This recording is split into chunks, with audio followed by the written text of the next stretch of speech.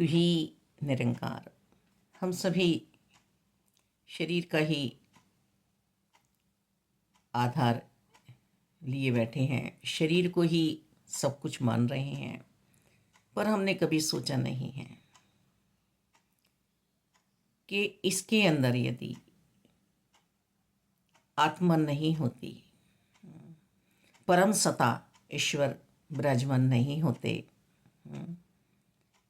तो ये जितने भी कार्य हम कर रहे हैं, सोचने की, विचारने की,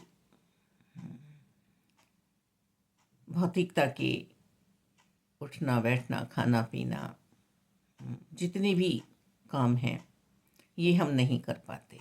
हम देखते भी हैं,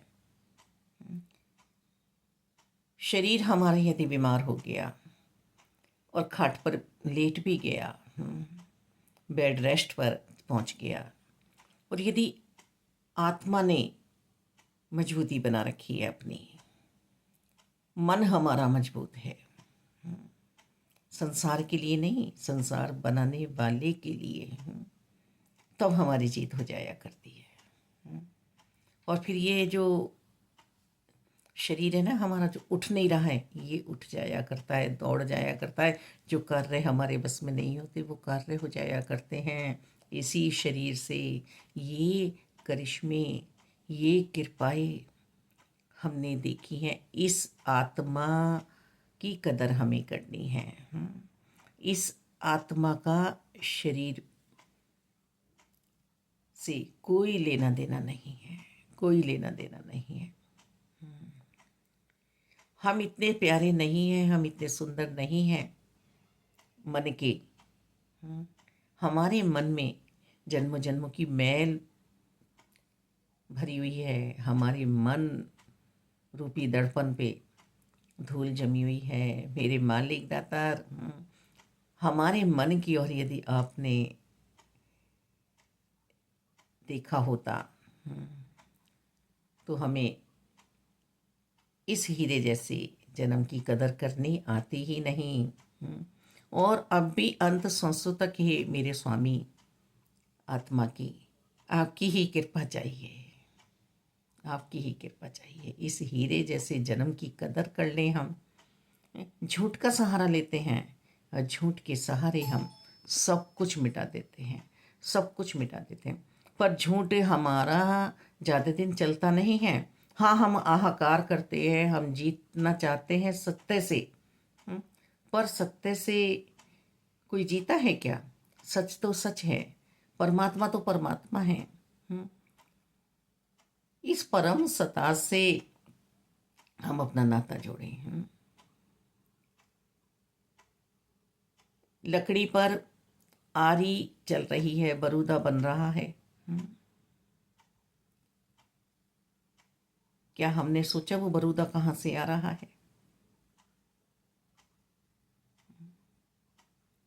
लकड़ी है तो बरूदा है, परमात्मा है तो ये आत्मा है, मैदा है तो अनेकों प्रकार की हम पकवान बना रहे हैं। शक्कर पारे, नमक पारे, मठरियाँ, भटूरे, आज तो कैसी कैसी और भी अन्य चीज़ें बन रही हैं, मोमोज, मैगी, जबे। तो ये एक मैदा है, तब इतने हम स्वाद ले रहे हैं। परमात्मा है तो अब हम प्राकृतिक रूप में इनके दर्शन कर रहे हैं। हम कहीं पहाड़ देख रहे हैं, कहीं वन देख रहे हैं, कहीं बस्तियां देख रहे हैं, कहीं गंगा जी देख रहे हैं, कहीं नीचाई की ओर जा रहे हैं, कहीं ऊंचाई की ओर जा रहे हैं। नीचे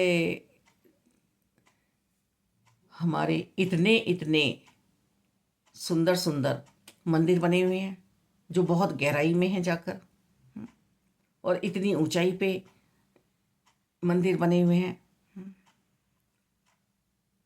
तो ये सब जितनी भी प्राकृतिक हमें दिखाई दे रही हैं, ये सब प्रभु परमात्मा निराकार दातार की कृपा से है। एक दीपक जलते ही उजियारा हो जाता है। दीपक ये नहीं पूछता है कि यहाँ अंधियारा 20 साल से था तो मुझे भी समय लगेगा। इसी तरह से हम युगों युगों से अज्ञानता में जी रही हैं। आत्मा हमारी रो रही है, पर मन के कारण हम इसे विजयी नहीं बना पा रहे हैं। संसार में आकर संसार बनाने वाले से ही हम इसको दूर रख रहे हैं। पर ऐसा अब ना करें हम। यदि हम ब्रह्म ज्ञान की दात प्राप्त कर चुके हैं और आत्मा प्रकाशित हुई है, एक पल के लिए हमने कहा हाँ यही तो परमात्मा है, बिल्कुल बिल्कुल इनसे ही तो मिलना था हमें, हैं? और अब मत छोड़ना। बड़ी बड़ी हमने बातें की, बड़े बड़े हमने वादे किए, और यही बातें हमने गर्भ में भी किए कि अब नहीं आएंगे इस दुनिया की चकाचौंध में, अब तो आपके साथ ही रहेंगे। पर फिर हम बाहर आते ही मात गर्भ से फिर हम माया में ही अपना ध्यान लगा लेते हैं। तरह तरह की बातों में हम उलझते चले जाते हैं और अपने मूल से हम दूर हो जाते हैं।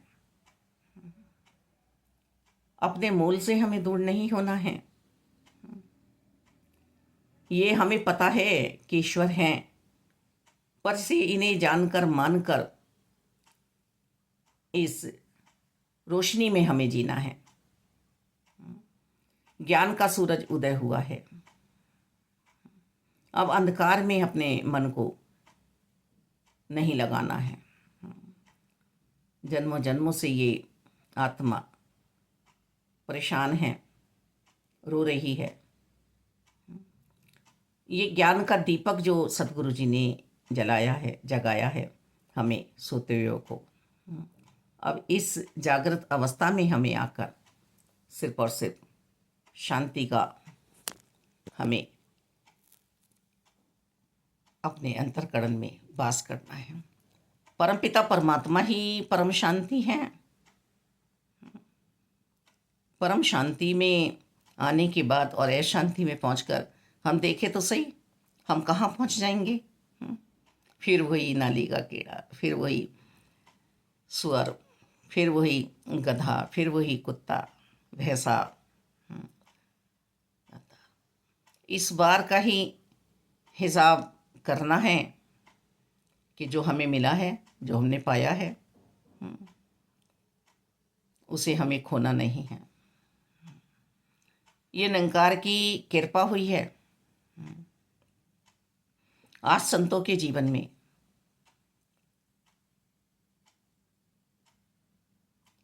अमावस्या की रात्रि में भी पूर्णमासी का चांद निकला हुआ होता है। आज ईद, होली, दिवाली के उत्सव हम जागृत अवस्था में मना रहे हैं।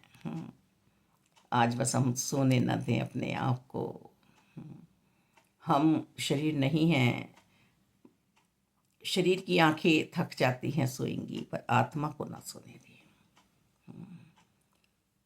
आत्मा को ना सोने दें। शरीर हमारा कांच है, पानी का बुलबुला है, पर आत्मा जो है वो हीरा है। इस हीरे जैसे जन्म को हम यूं ही ना कोड़ियों बीच मिलाएं। आंखों आगे प्रभु खड़ा है, आंख ना बिल्कुल खोले तो मन की आंखें। मन पे चाबुक मारना है, मन से प्यार करना है, मन से प्यार करना है। और प्यार ही ईश्वर है, प्यार ही परम शक्ति है। आत्मा का बहुत लंबा सफ़र हो गया है, बहुत लंबा सफ़र हो गया है, पर हम अब आत्मा को मुक्ति प्राप्त करा चुके हैं और अंत सांसों तक हमें सत्संग, सत्य का संग, सिमरन, प्रभु की याद में हर पल रहना है। ये दूर नहीं है, ये दूर नहीं है, पर पास रहने वाले को भी हम याद करते रहेंगे, तभी हमारी बात बनने वाली है। यदि पास बैठे हुए से हम मुंह फेर के बैठ जाते हैं, हम देखते हैं ना, हम सोफे पे बैठे हैं 2 जने, और साथ वाले से हम नाराज़ हैं, साथ वाले से हमने मुंह फेर लिया, और घंटों घंटों हम ऐसे ही बैठे रहे, तो वही क्या हमसे बात करने वाले हैं?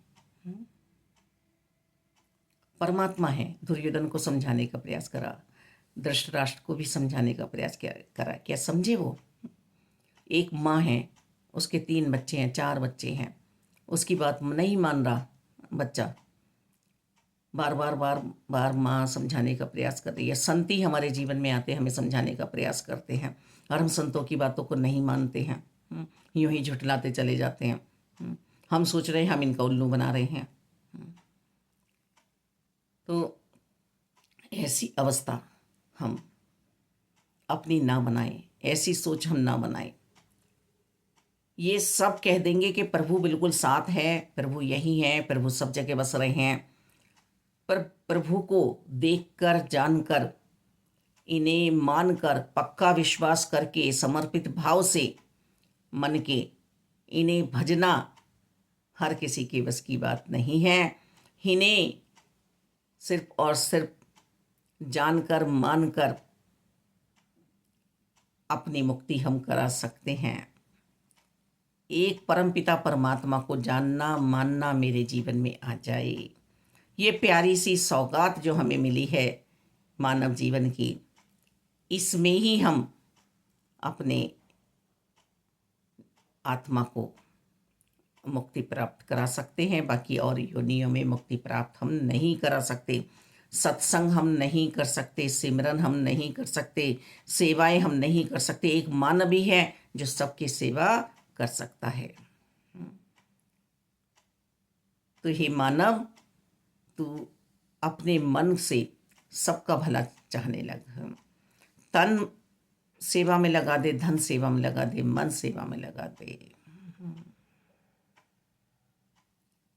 प्यारे प्यारे संतों, बहनों, भाइयों, आप ये सब कर रहे हो, पर मेरा स्वयं का रिवीजन हो जाए, मैं अपने रिवीजन में रहूं, मैं इस तू में समाहित हो जाऊं, इस ज्ञान को धारण करे रखूं। इसलिए इस क्लास में बैठना, अध्ययन करना मेरा अनिवार्य है। रोज दासी ये रिवीजन करती रहे। बच्चा यदि स्कूल जाएगा और स्कूल से आ जाएगा और घर पर आके बैग नहीं उठाएगा तो उसका रिवीजन नहीं होने वाला है, उसकी पढ़ाई मजबूत होने वाली नहीं है। चाहे स्कूल में जितना भी हमें मेहनत से पढ़ा दिया जाए, हम सत्संग जाएं और अपना हर पल का रिवीजन भी हमें याद रहे। बेसिक पढ़ाइयाँ जीवन में हो चुकी हैं, अब तो खुले दरबार हम हैं। कल महात्मा जी भी कह रहे थे कि वास्तव में हमारे निरंकार प्रभु परमात्मा जो हमें मिले हैं, हमारे जो सतगुरु जी पूर्ण हैं, सतगुरु बाबा हरदेव जी या सतगुरु माता सुदीक्षा जी, वास्तव में इन जैसा जीवन कोई जीना सिखला ही नहीं रहा है। इतना प्यारा जीवन है और खुले दरबार हम इनके सामने बैठे हैं। अब हमारे जीवन में बहारें नहीं आ रही हैं, रौनकें नहीं आ रही हैं, तो हम कहीं सोचें हम कहाँ मिलावट कर रहे हैं। हम दूध में पानी ही मिला रहे हैं, आटे में नमक ही मिला रहे हैं, या नमक में आटा मिला रहे हैं, तो स्वाद आने वाला नहीं है, कड़वा हो जाएगा, कड़वा हो जाएगा। दूध में हम पानी ही पानी मिलाए जाएंगे तो कहाँ दूध का स्वाद आने वाला है। सही है, हम माया और मायापति के साथ रह रहे हैं, लेकिन हमें पहल तो मायापति को देनी है, ईश्वर को देनी है। और जब हम ईश्वर को पहल देंगे तो फिर तो माया हमारा कुछ बिगाड़ ही नहीं सकती, ये संसार हमारा कुछ बिगाड़ ही नहीं सकता। संतों वाली सोच, संतों वाली चाल रखें। धन्यवाद।